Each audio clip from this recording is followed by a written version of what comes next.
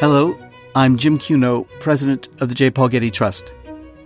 Welcome to Art and Ideas, a podcast in which I speak to artists, conservators, authors, and scholars about their work. They're taking to the streets. They're not just working for wealthy patrons and thinking about elevated topics. They're looking at the now, the mundane, the uninteresting, and making it memorable and circulating it for everyone to enjoy. In this episode, I speak with Getty Drawings curator Stephanie Schrader and Huntington Museum curator of American art James Glisson about their exhibition, True Grit.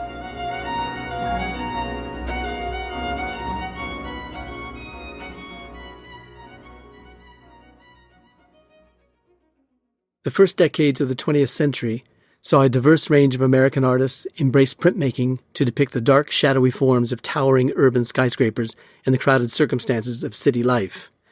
Many of these artists were women, and many were recent arrivals from foreign countries. That they turned to printmaking was in part due to its popularity and low cost, but also to its dark, expressive linear effects. The Getty exhibition, True Grit, American Prints from 1900 to 1950, shows a post-war and Depression-era America at work and play, from dance halls and late-night assignations in the park to nighttime swims and walks through empty, cavernous, shadowy city streets. To learn about modern American printmaking, I spoke with the exhibition's curators, the Getty's curator of drawings, Stephanie Schrader, and the Huntington Museum's Bradford and Christine Mishler Associate Curator of American Art, James Glisson. We met in the exhibition galleries. Thanks for your time this morning, Stephanie and James. We're standing in the midst of your exhibition, True Grit, American Prints from 1900 to 1950. Tell us about the beginnings of the exhibition and why the Getty Museum is mounting an exhibition of American prints, given that it doesn't collect prints, or for that matter, American art much at all. Why American prints and why now? Well, thanks for that question. So I've been here since 2001, and I spent my time thinking about European art for 18 years, and I thought, you know what? It's about time that we think about something other than European art here at the Getty. We have an incredible photography department that looks at American art, but the rest of our collection doesn't really think about America. And considering we're in Los Angeles, which is one of the most vibrant cities in America, I thought it was time that we turned our eyes to look at things that our visitors might not expect. So I wanted to surprise them with scenes of boxing and tenement life and working closely with women in kitchens and peering into windows in New York City. And I also thought, given all these conversations that we're having about diversity, about racism, about sexism, about poverty, about political cronyism, those were all conversations that were happening back in early parts of modern America, and our public would find these topics interesting and relevant today. Where did you find the prints that you borrowed? Los Angeles has an incredible collection of early 20th century American prints in the Hammer, in the Huntington, and at LACMA, and also in private collections. So it wasn't hard to find these things. What I needed to find was a collaborator, and that's where I found James, who works at the Huntington and looks after this material. Tell us about the American collection of the Huntington, James. So I'm the Bradford and Christine Mishler Associate Curator of American Art at the Huntington, and the Huntington has always collected material around the history of the United States, but Henry E. Huntington himself didn't get around to collecting American art in any kind of serious way. So American art came to the Huntington in 1984 as the result of a large gift from the Virginia Steele Scott Foundation. So the Huntington became a West Coast center for the collecting and exhibiting of historical American art. Now, you've titled the exhibition, Stephanie, True Grit. I assume that's a reference both to the gritty nature of the print processes themselves, that is, the marks left by etchings, engravings, and lithographs, and also the subjects of the prints, tenement housing, dance halls, boxing rings, the city at night, and those that you already mentioned. Tell us how you came up with the title True Grit and what you meant by it. Most people think that I named this exhibition after the 1968 novel. That was going to be my True next Grit, question. yes, and the movie, but that actually had nothing to do really with the title. It had to do, like you say, with the texture of these prints and the subject matter. And this term, True Grit, James did some research and found out that, in fact, it's used in the 1920s. It's really talking about perseverance, toughness, the ability to get by and maneuver in these difficult, crowded cities. It has a relevance to the actual subject matter. Yeah. Well, show us where that's evident in a particular print in the exhibition. So I think we could do it here with Stagget Sharkies. I started the show with this image, just the way people walking down the hall turn their head and they see people boxing. What was Sharkey's? Sharkey's was a club. Tom Sharkey had a club, and that's where you saw boxing matches happen. Boxing, when George Bellows, who made this print, it was based on a painting he made in 1906, and when he made that painting, boxing was illegal. So you could only go see these events in private clubs. And George Bellows had his studio right down the street from Sharkey's, and in the urge to go out and see the streets and see what's happening in the world around him, he found himself in this club and found himself watching what he described as two men trying to kill each other. And so that toughness, that grit, that American spirit of perseverance and fighting your way to the top, I think is symbolized in this print. And also the texture that you see in the lithograph here, the roughness of the lithographic crayon, and that all sort of different shades of black, white, and gray all coming together to push these figures who are fighting into our space. And it's related to a painting, as you mentioned, and maybe, James, you can tell us about this. Why make a print after a painting if the painting indeed came first? So Bellows makes 3 paintings of boxing a few years before he makes this lithograph, but Bellows understood the power of lithography to distribute images in a mass way. Because you can take almost infinite number of impressions. Exactly, and scholars estimate there are editions of about 200 in many cases. Not that many survive today. So Bellows is distributing and showing his lithographs from 1916 on across the country. He has solo lithographic shows from 1917 up to his death in 1925. And so really the lithographic production is happening in tandem to the paintings. They both feed into each other to solidify his public reputation, which already by 1916 is big. He's a famous artist early on. So really, this comes later. It's not a precise reproduction of any of the paintings, but it's pretty close. It's really about this kind of parallel or tandem form of image distribution. You said that he was exhibiting lithographs over the course of his career. Where were the lithographs or where were the prints exhibited, and what was the market like for printing at this time? So he's exhibiting it with print dealers in New York, Boston, and other cities almost annually. And his print sold for between $10 and $20 an impression, which is more money than today, but still relatively affordable. And the prints were 1/100th of the cost of a painting. So he has steady sales of about $1,000 a year during this period, which is a pretty good amount of money to get just from the sales of the prints, given that $1,000 went a lot farther in those days. So he sold prints widely and sold quite a bit of them during his career. And looking at this print, you can see some precedents in Daumier, Degas, Manet. Maybe, Stephanie, you can tell us, how was he seeing these other prints, if in fact there is these prints behind this one that we're looking at? Right. I think you're absolutely right. The artists that were being collected in the Metropolitan Museum of Art for the first time in 1916 were the same artists that American artists were interested in and looking at and in sort of mining for inspiration. We know that the Met were collecting, not surprisingly, Daumier, Goya, Rembrandt, Hogarth. So early on, subjects and artists that would relate to the things that you're seeing in this exhibition. We know that Daumier was talked about to some great extent by Bellows' mentor, Robert Henry, who taught at several New York City schools, art schools. And he was always praising Daumier as someone that they should look at. In his lectures, he refers to Daumier a lot, he refers to Rembrandt a lot, and he also refers to Goya. And these artists were sold at the same print dealers in New York City, so you could find them, John Sloan and other artists in the exhibition. Yeah. So we mentioned precedents in Daumier and Goya and Manet and Rembrandt. So those are precedents that are both in lithography as well as in etching. Was there a separate market for lithography and etching? The artists that were sort of specialists in etching prior to these artists, Whistler was one of them, and he was considered, fine artist, fine printmaker. But they were also selling lithography and etchings at the same places. So why don't we go look at a lithograph that depicts where the works were sold? So here you see the owner of the gallery standing with an art critic and artists all around in the room looking at works of art. So you see prints being examined by the artist Peggy Bacon in the back. You see other artists looking at sculpture here, one kneeling down to examine something carefully, which we can't quite make out.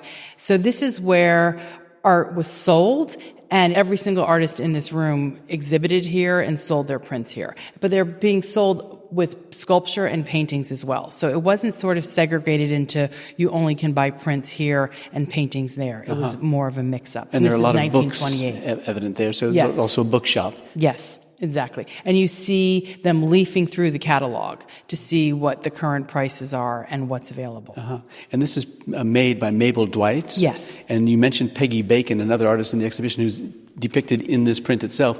Tell us about the world of women printmakers at the time. We might look at the Peggy Bacon dry point frenzied effort that's right next to it to give you a sense of women artists at this time. So this is a time when women were allowed to draw after the nude. This might seem like an anachronistic thing to say, but there were rules in Victorian era America where you couldn't draw from the nude, and this was the time where women were permitted to draw from the nude and were gaining huge access to art production. So this is a scene showing artists all feverishly drawing from the nude at the Whitney Studio Club, which was started by Gloria Vanderbilt, who was a woman herself. It was run by women, and it was allowed artists to come in, both men and women, to take classes, to exhibit. They also sold prints. Most of these prints were collected by Gloria Vanderbilt herself, later given to the Whitney Museum. So this is sort of the founding of American print culture right here.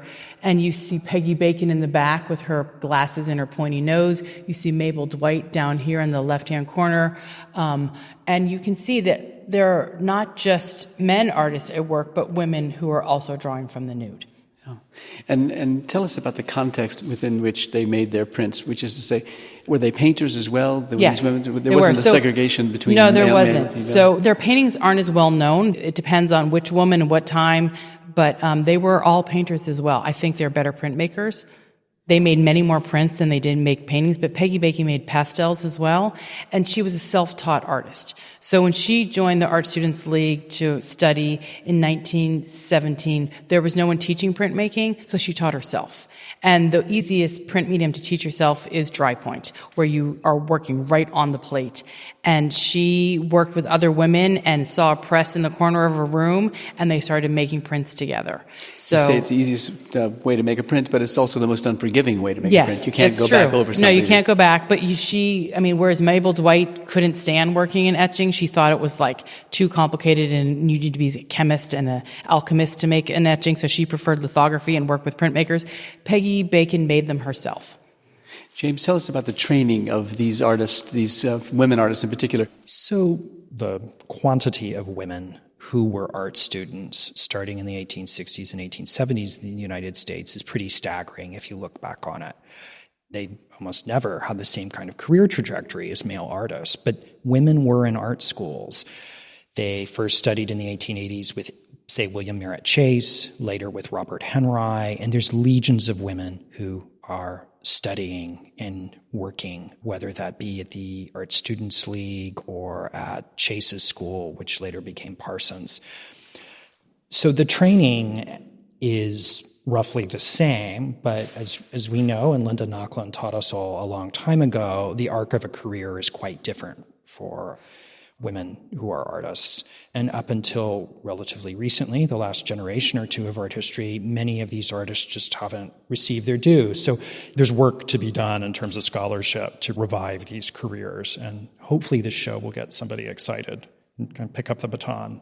Most of these women were married to artists, and they subsequently divorced those artists and really found their way after they got divorced, because they were always in the shadow of their artistic husbands. And in the case of Mabel Dwight, she got married, and for 10 years she didn't produce anything. Once she got divorced, at the age of 50, she went to Paris. She learned lithography in Paris. She came back. At 52, she started making lithographs.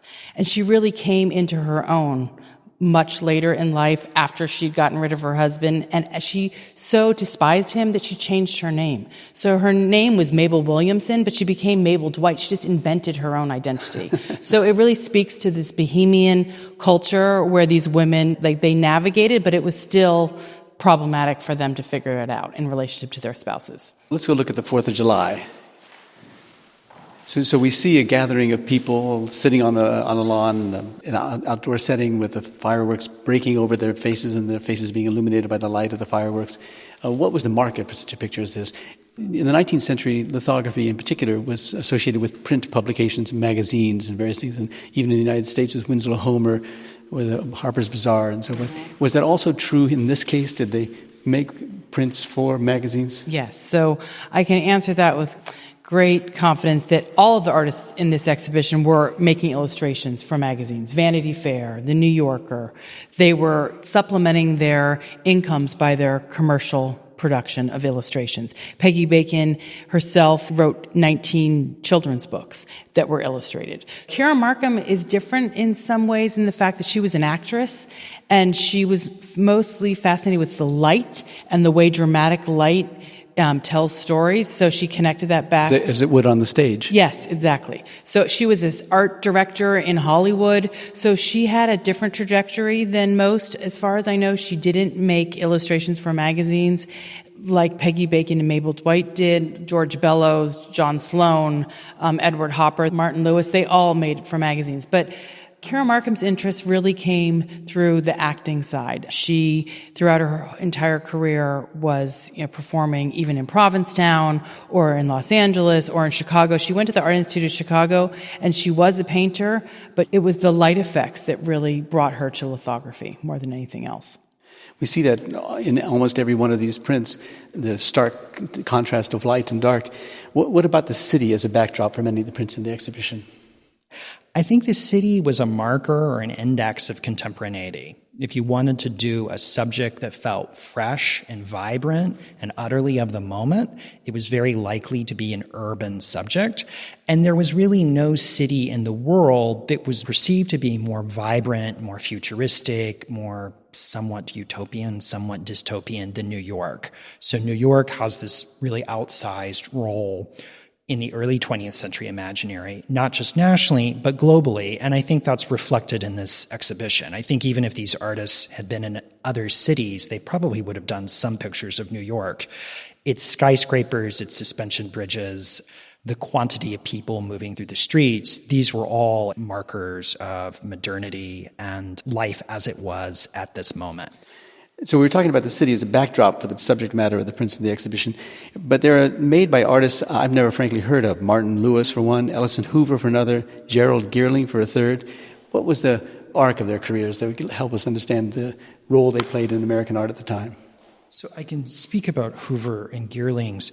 There's very little information on Hoover at all. The image we have in the show is his iconic print, Manhattan Midnight. Geerling's had a more complicated career, and shortly after the Depression began, quit with printmaking entirely because he could not make a living, and went on to publish books on the history of decorative art and worked as a designer and interior designer and had a very different kind of career trajectory. Martin Lewis, I'm going to have to pass over to Stephanie, but he is Australian, came to the United States, and has the very interesting distinction of having taught Edward Hopper how to etch in 1915. So Martin Lewis is, I think, one of my favorites in the exhibition. He's only a printmaker, so he doesn't make paintings like Bellows does and Hopper. He is solely focused on printmaking, and he comes to New York as an illustrator and develops his specialty in printmaking. And he travels, so he goes to Japan and lives there for a while and is very interested in Japanese woodblocks. So his whole career has been thinking carefully about illustration, prints, and how you can create these incredible effects with etching, with using sand on the etching place to create this amazing atmosphere. And you see an example of his work here, Down to the Sea at Night, which shows 5 women going to swim at the seaside at night, and they're being illuminated in this incredibly beautiful atmospheric way by a car that has been driven onto the beach to allow them to see what they're doing. And you see them sort of lurching their way down to the water. As their legs are sort of stiff, they seem like they're in some sort of evening ritual. It's not this careful, fluid movement. It's very awkward and stiff.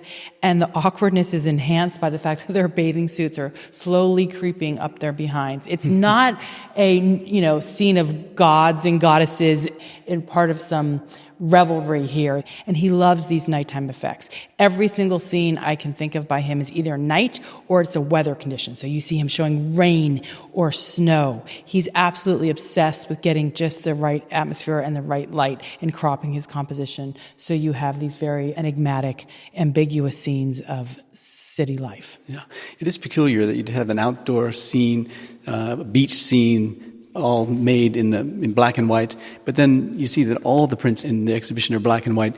Were there color prints made at the time? Absolutely. Bertha Lum, for instance, is making very beautiful color prints at this moment, and others. We early on decided to focus on black and white, and our corpus of artists, so to speak, worked almost exclusively in black and white. And certainly, particularly with lithograph, but with also some other techniques that are used, you can get a wonderful, rich black with printing techniques, and there are many images in the show in which images seem to emerge from darkness into light. And that, to me, kind of plays with the whole true grit theme and all sorts of great, somewhat ambiguous and somewhat open-ended, but nonetheless resonant ways. I raised the question of the outdoor scenes because there's outdoor scenes everywhere of people in parks and people on the street and so. But also there is the city itself as a backdrop for many of these prints, the architecture, and Martin Lewis being one example of someone who made such a print. So we're looking at Martin Lewis's Glow of the City from 1929, which is a dry point. And there is a woman dressed in the kind of low-waisted style of the 1920s. She's standing on a fire escape, and she's looking across the back lot towards the backs of tenements in the distance and to the Channon Building, an Art Deco skyscraper that was on the west side of Manhattan at the time. It's a kind of humid or foggy or cloudy night, and the lights of the Channon Building merge with the atmosphere in this wonderful effect, and she's staring on. And this image for me is emblematic of how New York in particular, then and now, and Los Angeles then and now, was a place of promise for people. It's where people came to realize romantic aspirations, professional aspirations, to sort of leave maybe a small town or a Midwestern city and realize their dreams and goals. And I think in this case, the skyscraper lit at night symbolizes this for this young woman alone on a fire escape, probably living in Hell's Kitchen, which was then not such a great part of town, but she's moved to New York and she's trying to make something of herself. What about the Edward Hopper next to it, too? Here the city plays a different role as a kind of not backdrop, but an active participant in the making of the image. Well, I certainly wouldn't call this hopeful and aspirational. We're looking at Night Shadows, Edward Hopper's etching of 1921. There is a man walking alone at night. He's being viewed from above. It might be from the tracks of an L train. It might be out the window of an apartment building. And there's a peculiar shadows that are cast all over the place. And there's a sense of him being impinged or kind of held in by the buildings and structures around him. I like to think of him as almost walking through the light as if he were walking up a stream of water. You have this sense of resistance. Here, the city is a character in the drama that's unfolding before us. And there's this sense, perhaps, there's people behind the windows, or maybe it's us who are looking down on him, but he's not alone. And while it's not exactly scary, you don't have a sense that it's placid, peaceful, reflective isolation. You have the sense that's so typical of Hopper of a human being alone in an urban setting, trying to wend his way through and wend his way upstream, so to speak, in this very intense nighttime light with these tentacle-like shadows that go all over the place. Stephanie, when you look at these prints, the dramatic ones, Edward Hopper, Martin Lewis, for example, one can't but think about films, black and white films at the time. What was the relationship between them, if there was one, or was it just generally the aesthetic of the printmaker? Well, let's look over here at actually the films that are being featured by these artists. So as you are right to point out, This is the time where people are enjoying going to the movies. I mean, we still do that today, but back then it's when movies were moving from silent films to speakies, so they were talking. And you see two representations here, one by Mabel Dwight, another one by Armin Landak, celebrating the film industry and those kind of dramatic romances that happened in those movies at the time in the 20s are definitely something that artists have completely immersed themselves in and thought about. Their dramatic use of light that you see Mabel Dwight picking up from the projector showing this film, and all the busyness and the hustle and bustle that happens within these movie theaters. Because movies at this time, as James talks about in his essay for the exhibition, were shown all the time. They weren't like set times, so people would come and go. They didn't necessarily know what they were going to see when they got there, or what part of the narrative they were going to be shown. So they would come in and leave when they had seen the film from its entirety. They didn't need to see it from the beginning to end. Sometimes they just seen the middle. They were not quiet places where people silence their cell phones the way they do now. They were busy and boisterous, and people were eating and yelling and shouting and crying. And in this case, the Mabel Dwight version, the women were responding like overwhelmingly to the romance. You see them clasping their hands like, oh my gosh, he's so handsome, or trying to look around the figures that are moving while the men are sleeping or disgusted by the romance. But there's sometimes what seems like direct quotation from film or effects of film, like a Fritz Lang. They were looking at Armin Landek's The Cat's Paw, or the Edward Hopper that we just were talking about, the sense that the city has an active role to play, not just in setting the dramatic backdrop for action, but actually being active. And just here across the way, we've got the city as the subject of it. Ellison Hoover's Manhattan Midnight, for example. And next to it, over here, Wall Street by Arnold Runenbeck. Tell us about that sense about where the city is becoming itself an actor in the prints and the films. Well, I think certainly the comparison with Fritz Lang and Metropolis or the Cabinet of Dr. Caligari really works with the Runenbeck. But I think for both these artists and for filmmakers in the period, they understood the value of sets and environment and how that can immediately set the stage, so to speak, and convey the alienation of the city, the threatening qualities of the city, certainly with the Runenbeck. So with Runenbeck, again, a very Fritz Lang, German expressionist kind of way, buildings are leaning in. This is Lower Manhattan. The streets in Lower Manhattan are very narrow. In the distance, you can see Trinity Church, which is still present. It's this little tiny spike. It looks a little malicious there in the distance. But the buildings lean in, and it's a sense as if they may not quite fall on top of you, but that they've blocked out the sky itself. So this lithograph, it's called Wall Street, it's from 1925, gives a pretty negative and threatening image of Wall Street and the financial center of New York City. So in the same way that with a Fritz Lang, you maybe immediately know it's a horror story or that the movie's not going to turn out very well, from the sets, say in the Cabinet of Dr. Caligari, with Arnold Runenbeck, without Runenbeck being polemical in any obvious way, we know exactly where he stands on his experience of New York and perhaps his views on Wall Street and the American financial system at that moment. Where was Runenbeck from?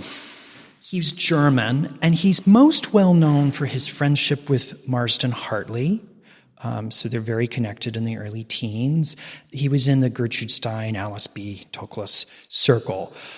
In the early 20s, he came to the United States because, of course, the economic situation in Germany is terrible, and settled in Denver and did a lot of work, I believe, with the Denver Art Museum. I asked that question about the presence of non-American artists in the exhibition because there is, again, an artist I've never heard of, but I was attracted by the image, and his name is Miguel Covarrubias. Tell us about his work. Miguel Covarrubias was Mexican-born, and he came to the United States on a grant from the Mexican government when he was 19 years old. He was very well educated. He was an artist, but he also trained as an anthropologist, and he quickly fell into the poetry and literary scene and was almost instantly making illustrations for Vanity Fair and for The New Yorker. He was a caricaturist primarily, and he really was able to portray anybody who was anybody in New York City at the time, like almost immediately once he came to America.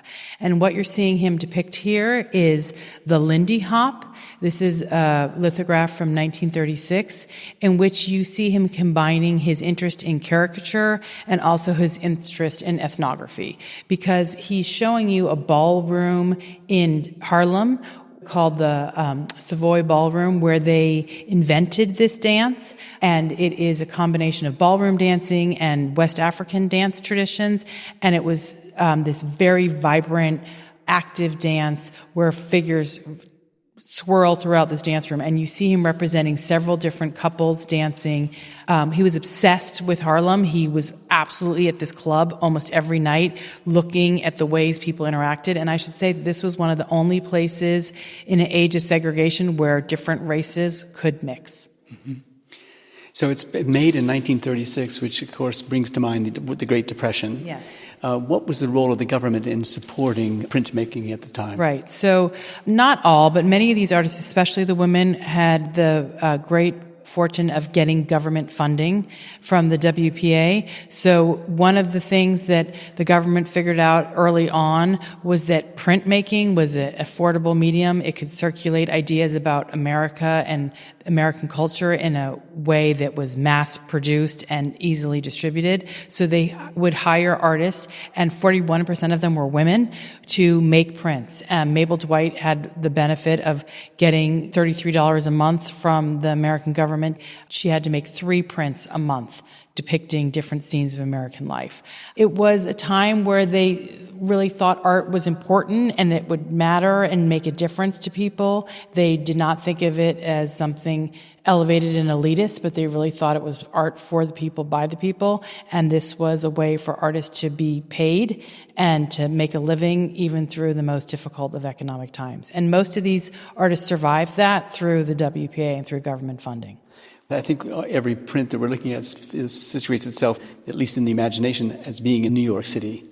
But what was printmaking as vital across the country as it was in New York City? Or was New York City special in this regard? Well, New York City was special, but why don't we go look at the Millard Sheets, because he was a Los Angeles artist that was very important for printmaking here. So we're looking at Family Flats by Millard Sheets from about 1933. It's a lithograph, and it's an image of Bunker Hill in downtown Los Angeles. But long before the Bunker Hill that we've all come to know with Disney Hall and the Broad and skyscrapers, it's the Bunker Hill of tenements, of wooden buildings, and of working class housing. Millard Sheets was born in the Los Angeles area, out by Pomona. He studied at Chouinard. An art school here in Los Angeles? An art school here in Los Angeles. And relatively early shot to fame. And in 1929, he sold some works and could finance a trip to Europe. He goes to Paris, and he works and studies for a bit at a lithography school in Paris. He then comes back to the United States, quickly has a very successful career, exhibiting his paintings nationally, beginning to do the mural commissions, both painted and mosaic, for which he would become well known by the 1960s. Family Flats is from 33. It's relatively early, and it's him probably applying many of the things he learned in Paris. It's closely related to 2 paintings, one at the Smithsonian American Art Museum and the other one, Tenement Flats, that's at Los Angeles County. And these 2 paintings are probably Sheets' most famous and most iconic, both of Bunker Hill and both intent on capturing this vertiginous, twisted space with these balconies as you're looking up a hill, these very steep hills. So an interest in twisting space. Now the title, there's this alternative title called The Supreme Court in Session. And it is a kind of ironic, sardonic, probably mocking and a bit condescending, on the group of women who are out watching children and tending to children, and with their arms akimbo, seeming to pass judgment on what's going on around them.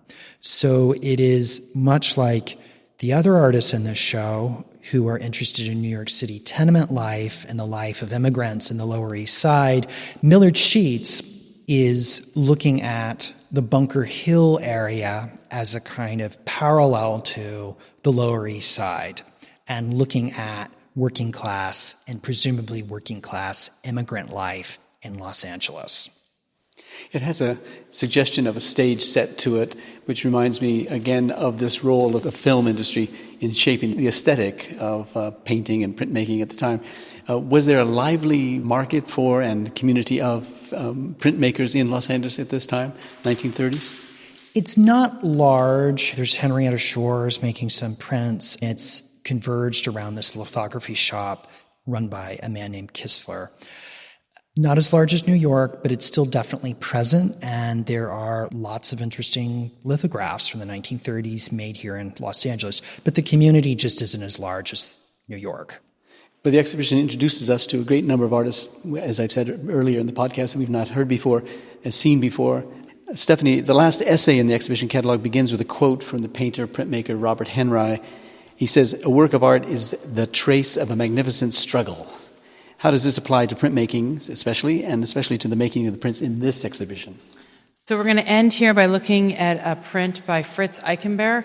He's depicting a subway, and I think this sort of speaks to these notions of magnificent struggle for this exhibition. Most of the scenes you see depicted here are of the city life, and they're depicting the diverse communities that live in these cities. They're depicting a huge number of immigrants. And a lot of these artists were immigrants themselves. So Fritz Eichenberg, again, is an immigrant coming from Germany, fleeing Hitler, and coming to New York City to find a world that is completely and utterly different than the one he came from.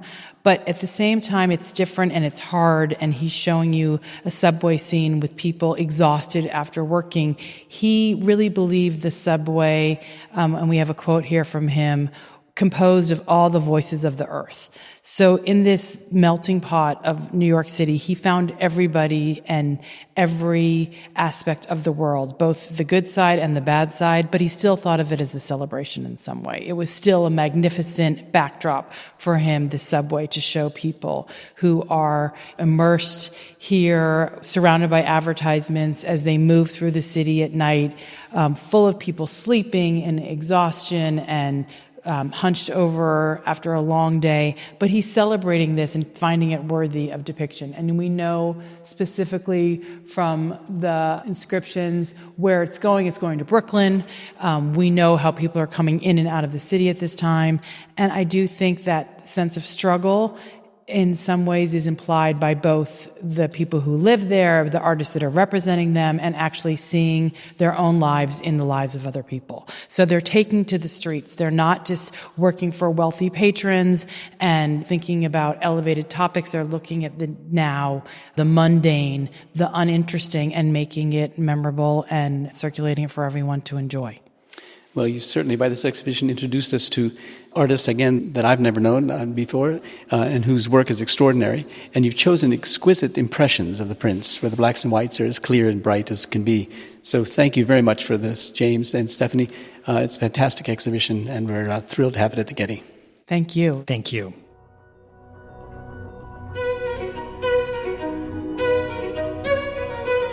Our theme music comes from the Dharma at Big Sur, composed by John Adams for the opening of the Walt Disney Concert Hall in Los Angeles in 2003. It is licensed with permission from Hendon Music. Look for new episodes of Art and Ideas every other Wednesday. Subscribe on Apple Podcasts or Google Play Music. For photos, transcripts, and other resources, visit getty.edu/podcasts. Thanks for listening.